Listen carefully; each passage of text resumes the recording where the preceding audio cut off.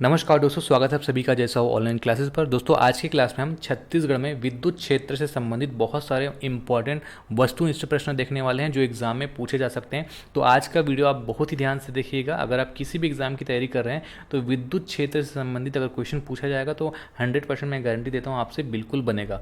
अगर आप घर बैठे आर्थिक सर्वेक्षण का कंप्लीट वीडियो और पीडीएफ का पैकेज चाहते हैं तो सिर्फ 149 रुपये में हमारे मोबाइल एप्लीकेशन में अवेलेबल है, आप परचेज कर सकते हैं। वीडियो में आपको पीडीएफ भी मिल जाएगा, पीडीएफ को आप डाउनलोड करके प्रिंट करा के भी रख सकते हैं। तो अभी 20% और एक्स्ट्रा डिस्काउंट मिल जाएगा, तो 122 के आसपास ही आपको पड़ेगा। ठीक है, इसी तरीके से अगर आप एडीओ के पैकेजेस चाहते हैं तो एडीओ का कंप्लीट पैकेज सारा सिलेबस आपको 2799 मिल जाएगा। और पंचायती राज, ग्रामीण विकास और आजीविका 3 सब्जेक्ट लेना चाहते हैं तो 1799 में अवेलेबल है। लेकिन इसमें भी याद रखेंगे, इसमें आपको 20% का और एक्स्ट्रा डिस्काउंट मिल जाएगा। ठीक है, डिस्काउंट कैसे मिलेगा, अभी चल रहा है नवरात्रि ऑफर। तो हमारे मोबाइल एप्लीकेशन के जितने भी कोर्सेज है, याद रखें जितने भी कोर्सेज, जो भी कोर्स आप लेंगे सब में फ्लैट 20% का डिस्काउंट आपको मिल जाएगा। डिस्काउंट का लाभ आप कैसे लेंगे, जो भी कोर्स आपको लेना है उसको ओपन करिएगा। नीचे आपको कोर्स में आपको दिखेगा कूपन कोड का ऑप्शन, तो वहाँ पे नवरात्रि 20 लिखा रहेगा, आपको टाइप भी नहीं करना पड़ेगा। नवरात्रि 20 जो कूपन लिखा रहेगा उसको सिंपली क्लिक करके अप्लाई करेंगे। जैसे आप अप्लाई करेंगे कोर्स का प्राइस 20% कम हो जाएगा, उसके बाद बाई नाउ करके आप पेमेंट कर सकते हैं। तो ध्यान देंगे कि ये जो ऑफर है हालांकि 30 मार्च तक वैलिड है, लेकिन लिमिटेड कूपन अवेलेबल है। तो जल्दी से जल्दी आप जो कोर्स लेना है आप परचेस कर लीजिएगा। कैसे करेंगे, प्ले स्टोर से Ajay Sahu online classes application download कर लीजिएगा। वहाँ पे बहुत सारे कोर्सेज अवेलेबल है, सीजीपीएससी का, सीजी व्यापम का, इंडिविजुअल एक सब्जेक्ट भी ले सकते हैं। तो सारा कोर्स जो है आपको एप्लीकेशन में ही दिखेगा। तो चलिए शुरू करते हैं आज का क्लास। आज की क्लास शुरू करने से पहले अगर आप चाहें तो छत्तीसगढ़ आर्थिक सर्वेक्षण का विद्युत क्षेत्र से संबंधित एक वीडियो मैंने डाला है, वो आप ज़रूर देख लीजिएगा। आज के जितने भी एमसीक्यूज हम पढ़ेंगे वहाँ पे आपको और एक्स्ट्रा डिटेलिंग मिलेगा। हालांकि इस वीडियो में मैं डिटेलिंग बताऊंगा, लेकिन वहाँ पे आपको और एक्स्ट्रा नॉलेज मिल जाएगा। तो क्वेश्चन नंबर 1 है, वर्ष 2022-23 के लिए सकल राज्य घरेलू उत्पाद स्थिर भाव में विद्युत गैस जल आपूर्ति या फिर विद्युत क्षेत्र का योगदान, ऐसा भी पूछा जाए, सेम चीज़ है, विद्युत गैस जल आपूर्ति क्षेत्र का योगदान कितना अनुमानित है। तो इसका ऑप्शन नंबर डी सही है, 29,64,205 लाख अनुमानित है।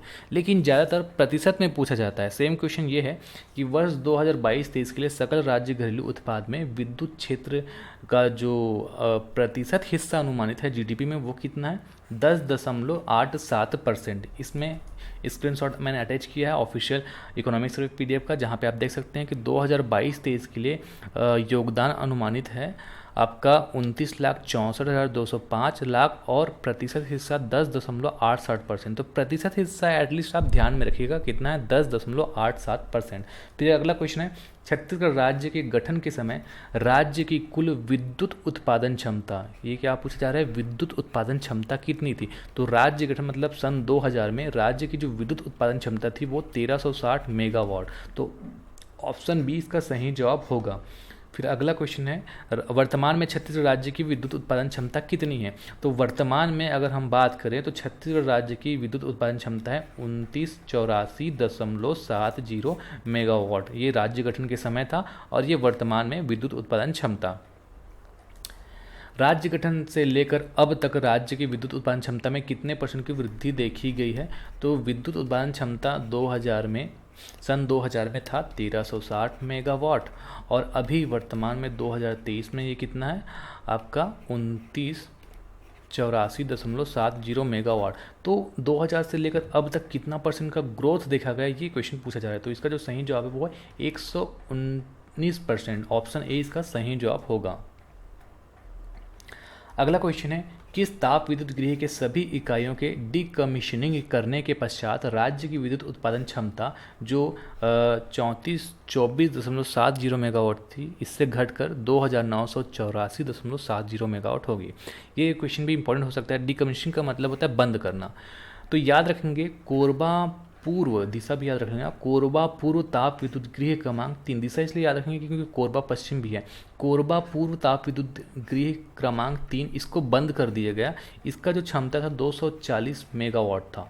तो पहले क्या था, 3424 मेगावाट उत्पादन क्षमता छत्तीसगढ़ राज्य का हो गया था लगभग 2020-21 के टाइम। लेकिन बाद में क्या है, कोरबा पूर्व ताप विद्युत गृह जिसकी जो क्षमता है 240 मेगावाट, इसको बंद कर दिया गया। तो इसमें 240 घटाएंगे तो अभी कितना आएगा, 2984 मेगावाट।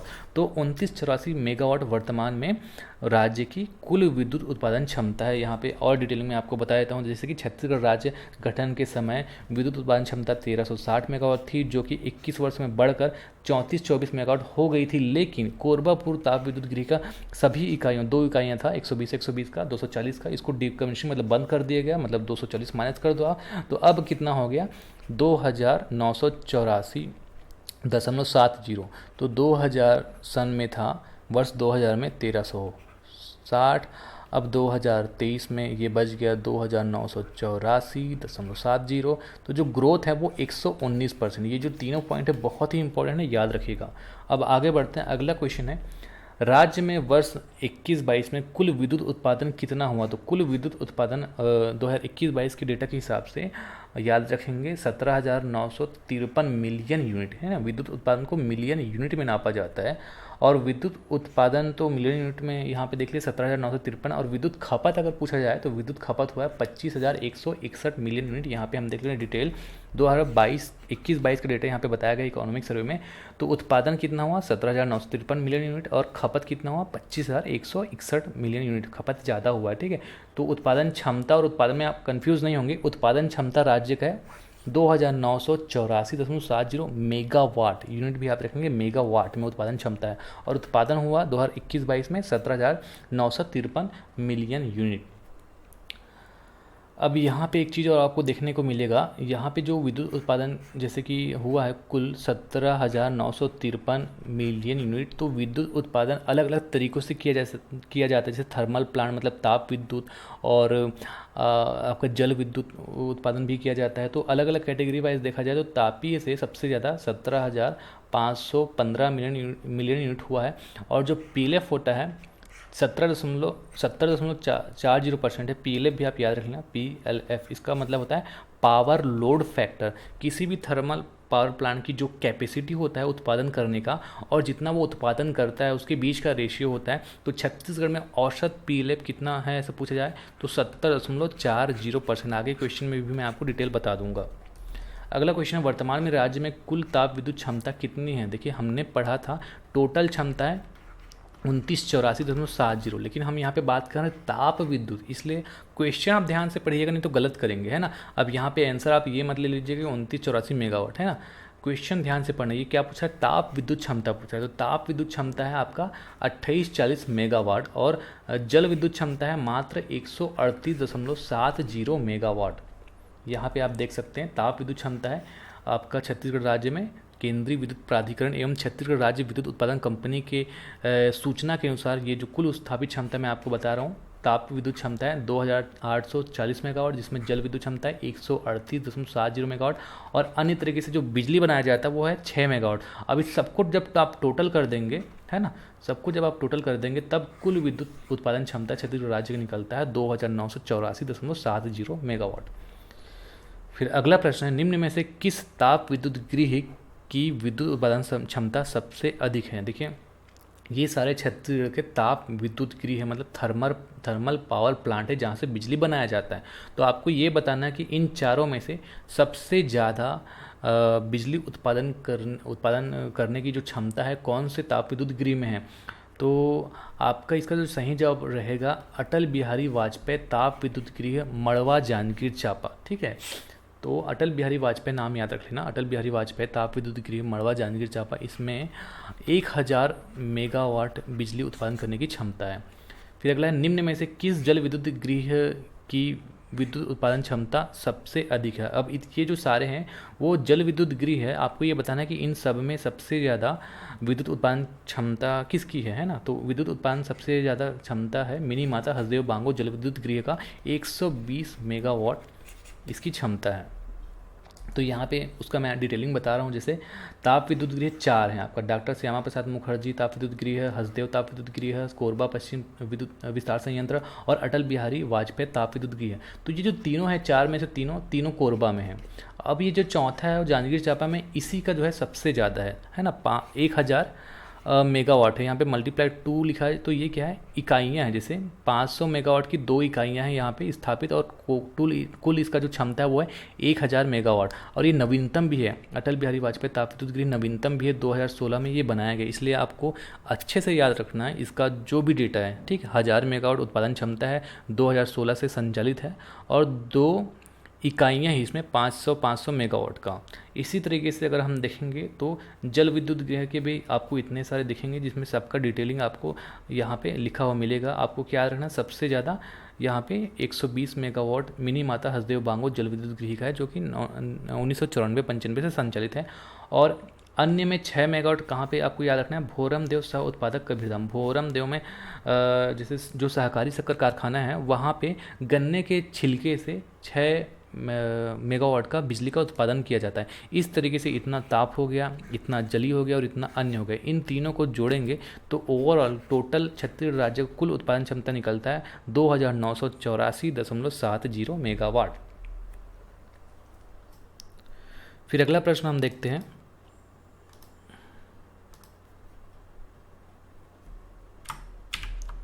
अगला प्रश्न है question number 13, Chhattisgarh state power generation company के विद्युत गृहों के औसत प्लांट लोड फैक्टर, जिसको पीएलएफ कहते हैं, वित्त वर्ष 2021-22 में कितना प्रतिशत रहा। तो Chhattisgarh state power generation company के जितने भी विद्युत गृह हैं, उसका जो प्लांट लोड फैक्टर है, प्लांट लोड फैक्टर मतलब एक पावर प्लांट का जितना भी कैपेसिटी होता है बिजली बनाने का, उसमें से वो कितना परसेंट तक जनरली बना के देता है ना। इसको बहुत डिटेल से नहीं समझते, मोटा मोटी इतना याद रखेंगे कि पीएलएफ क्या होता है। तो छत्तीसगढ़ का औसत पीएलएफ रहा 70.40%। कितना, 70.40%। फिर अगला है वर्ष 2021-22 में देश भर के विद्युत गृहों के औसत पीएलएफ के मामले में छत्तीसगढ़ का स्थान क्या रहा है। छत्तीसगढ़ का स्थान जो है चौथा रहा है। यहाँ पे मैं आपको डिटेलिंग समझाता हूँ। भारत सरकार के विद्युत मंत्रालय के अधीन कार्यरत केंद्रीय विद्युत प्राधिकरण की रिपोर्ट के मुताबिक Chhattisgarh state power generation company के विद्युत गृहों ने वित्त वर्ष 2021-22 में देश भर के ताप विद्युत गृहों का औसत पीएलएफ कितना था, 58.87%। लेकिन छत्तीसगढ़ का कितना रहा, छत्तीसगढ़ के जितने भी विद्युत गृह के औसत पीएलएफ रहा 70.40%। तो उस हिसाब से देश भर के 33 स्टेट पावर सेक्टर द्वारा संचालित विद्युत गृहों में छत्तीसगढ़ का स्थान जो है चतुर्थ रहा। और एक इंडिविजुअल के हिसाब से देखें तो केंद्रीय विद्युत प्राधिकरण रिपोर्ट के मुताबिक इंडिविजुअली डॉक्टर श्यामा प्रसाद मुखर्जी ताप विद्युत गृह कोरबा, इसने भी पीएलएफ के मामले में देश में चौथा स्थान प्राप्त किया है। ये ओवरऑल पूरे छत्तीसगढ़ के ताप विद्युत गृह का हम पीएलएफ देख रहे हैं, तो इसमें भी चौथा, और इंडिविजुअल के हिसाब से डॉक्टर श्यामा प्रसाद मुखर्जी ताप विद्युत गृह का भी चौथा रहा। फिर अगला क्वेश्चन है, छत्तीसगढ़ ताप विद्युत उत्पादन केंद्र में ऑक्सिलरी खपत वित्तीय वर्ष 2021-22 में कितना प्रतिशत रहा। देखिए, ऑक्सिलरी खपत का मतलब होता है जैसे ताप विद्युत गृह चल रहा है, जहाँ पे ताप विद्युत गृह इसमें क्या है, बिजली बनाया जाता है। तो ताप विद्युत गृह में बिजली बनाने के लिए भी कुछ बिजली का खपत होता है, तो वही ऑक्सिलरी खपत कहलाता है, जो कि 7.81% रहा। फिर अगला है वर्ष 2021-22 में राज्य का विद्युत वितरण हानि प्रतिशत कितना रहा। तो वितरण हानि प्रतिशत रहा 18.12%। ये डिस्ट्रीब्यूशन में जो लॉस होता है, मतलब जितनी उपलब्धता होती है और जितना खपत होता है उसके बीच के अंदर को वितरण हानि कहा जाता है। जैसे कि यहाँ पे मैं आपको समझा देता हूँ। 2021-22 में विद्युत उपलब्धता 30,733 मिलियन यूनिट था और खपत हुआ मात्र 25,161 मिलियन यूनिट। तो वितरण हानि कितना हुआ आपका 5,571 मिलियन यूनिट। लेकिन इसको प्रतिशत में ही पूछा जाता है, तो इसमें से इतना परसेंट निकालेंगे तो 18.12 है। यहाँ पे टाइपिंग मिस्टेक हुआ है ना, 18.12% है, क्योंकि इकोनॉमिक सर्वे में 2 जगह 18.12 लिखा है, केवल एक जगह 18.13 लिखा है। तो अगर हम देखेंगे तो गलती एक ही जगह हो सकता है, तो 2 जगह 1-2 लिखा है, इसलिए आप 1-2 याद रखेंगे। अगर ऑप्शन में 1-2 ना रहे और 1-3 रहे तो आप भले ले लीजिएगा, लेकिन 18.12 इकोनॉमिक सर्वे में 2 जगह लिखा है, इसलिए वितरण हानि 18.12 रहा, ये याद रखेंगे। फिर अगला क्वेश्चन है, हाफ बिजली बिल योजना का लाभ राज्य के उपभोक्ताओं को कब से मिल रहा है। तो 1 मार्च 2019 से हाफ बिजली बिल योजना का लाभ उपभोक्ताओं को मिल रहा है। ये हाफ बिजली बिल योजना क्या है, हाफ बिजली बिल योजना का लाभ कितने यूनिट तक की बिजली बिल पर मिलता है। तो 400 यूनिट तक के बिजली बिल पर हाफ बिजली बिल योजना का लाभ मिलता है। मतलब जो 400 यूनिट तक का बिजली बिल रहता है उसमें जो भी बिल बनेगा उसका हाफ ही आपको देना पड़ेगा, लेकिन 400 से ज़्यादा जलेगा है ना, तो उसका फुल बिजली बिल देना पड़ता है। तो हाफ बिजली बिल योजना का जो लाभ है वो 400 यूनिट तक की बिजली पर मिलता है। 1 मार्च 2019 से ये संचालित है। अब यहाँ पे और डिटेल ये मिल जाएगा कि हाफ बिजली बिल योजना के अंतर्गत घरेलू उपभोक्ताओं की जो संख्या है जिनको लाभ हुआ, तो ये 30/9/2022 की स्थिति में 41.49 लाख हैं। लाभान्वित उपभोक्ता की संख्या अगर पूछ दिया जाए हाफ बिजली बिल स्कीम में, तो 41.94 लाख।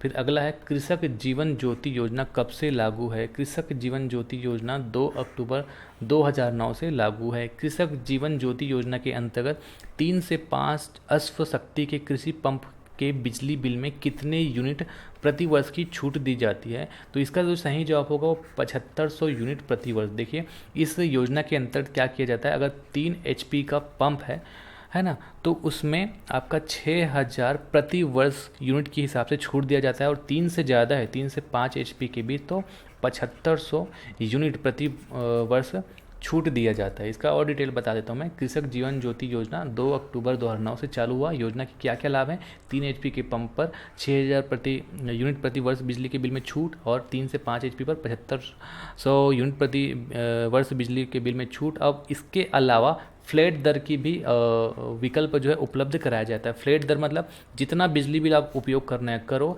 आपको प्रति HP के हिसाब से प्रति माह पैसा देना होता है। जैसे फ्लैट रेट दर जो है, विद्युत खपत की कोई सीमा नहीं होता, 100 रुपये प्रति HP प्रति माह। मतलब अगर आप 3 HP का चला रहे हैं पंप, तो 100 रुपये आपको प्रति माह प्रति HP के हिसाब से देना है ना। अगर 5 HP तक, ये पहला पंप के लिए होगा, अगर आप दूसरा पंप चला रहे हैं और 5 HP तक द्वितीय पंप चला रहे हैं, तो 200 HP प्रति माह, है ना।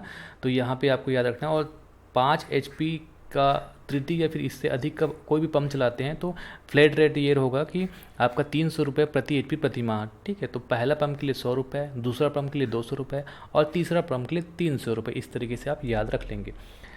फिर अगला है क्वेश्चन नंबर 21। BPL कनेक्शन एकल बत्ती सुविधा अंतर्गत राज्य के BPL परिवारों को कितनी यूनिट बिजली की छूट दी जा रही है, मतलब निःशुल्क बिजली बिल कितना मिलता है। तो इस योजना में प्रारंभिक 300 यूनिट की खपत पर निःशुल्क रहता है। इसका जो वहन है वो राज्य सरकार करता है।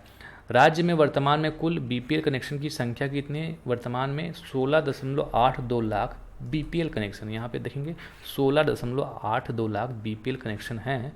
और ये जो BPL एकल बत्ती कनेक्शन योजना है, प्रारंभिक 30 यूनिट की खपत पर निःशुल्क बिजली बिल रहता है। राज्य शासन इसका वहन करता है, और गरीबी रेखा से नीचे जीवन यापन करने वाले परिवारों को ही एकल बत्ती की सुविधा दी जाती है।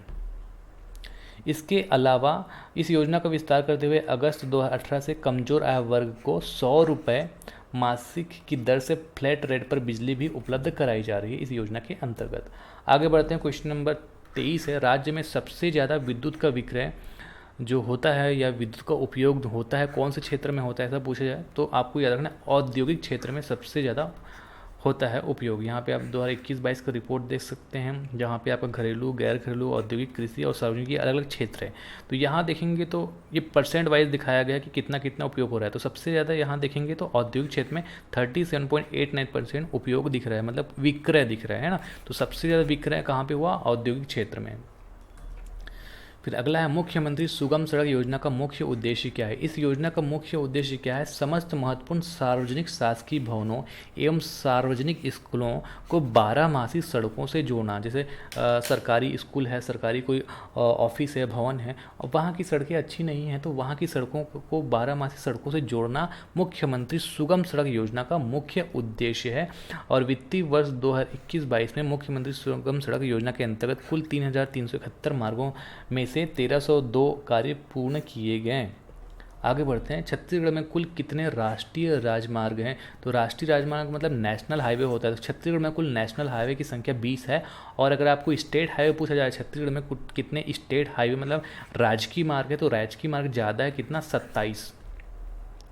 छत्तीसगढ़ राज्य में कुल राष्ट्रीय राजमार्ग मतलब नेशनल हाईवे जितने भी हैं, जैसे टोटल हमने देखा 20 हैं, तो इनकी कुल लंबाई कितनी है? तो लंबाई के हिसाब से 35-26 याद रखेंगे, 3526 किलोमीटर। और अगर आपको छत्तीसगढ़ राज्य में कुल सड़क की लंबाई पूछा जाए तो कुल सड़क की लंबाई है आपका 34,062 किलोमीटर। ठीक है, तो यहाँ पे मैं आपको और डिटेल बता देता हूँ छत्तीसगढ़ में सड़क मार्ग की स्थिति। यहाँ पे अगर आप देखेंगे तो राष्ट्रीय राजमार्ग की लंबाई है 3526 किलोमीटर, कुल संख्या इसका 20। राज्य की जो मार्ग है स्टेट हाईवे, इसकी जो लंबाई है 4137 किलोमीटर, कुल संख्या है 27। और मुख्य जिला मार्ग ये इतना इम्पोर्टेंट नहीं है, इसकी लंबाई है 11,580। ग्रामीण मार्ग एवं अन्य जिला मार्ग इतना इम्पोर्टेंट नहीं है भी, इसकी जो लंबाई हुआ 14,819 किलोमीटर। अब इन सबको अगर आप टोटल करेंगे तो छत्तीसगढ़ में कुल सड़कों की लंबाई है 34,062 किलोमीटर। ये थोड़ा सा महत्वपूर्ण है। तो आज की क्लास में इतना ही पढ़ेंगे। अगर आपको ये वीडियो अच्छा लगा तो वीडियो को लाइक कर दीजिएगा। अभी तक आपने चैनल को सब्सक्राइब नहीं किया तो चैनल को सब्सक्राइब करके बेल आइकन को प्रेस कर लीजिएगा। अगर आप फेसबुक चलाते हैं तो फेसबुक पेज को लाइक कर लीजिएगा। अगर आप इंस्टाग्राम चलाते हैं तो इंस्टाग्राम पेज को भी आप हमारा फॉलो कर लीजिएगा। यहाँ पे हम डेली अपडेट्स वगैरह भी देते हैं। अगर आप मोबाइल एप्लीकेशन चलाते हैं तो हमारा प्ले स्टोर डाउनलोड कर लीजिएगा, हमारे प्ले स्टोर से हमारा एप्लीकेशन डाउनलोड कर लीजिएगा। और टेलीग्राम चलाते हैं तो टेलीग्राम में हमारा जो ग्रुप है उसको ज्वाइन कर लीजिएगा। तो आज की क्लास में इतना ही पढ़ेंगे। नमस्कार, धन्यवाद।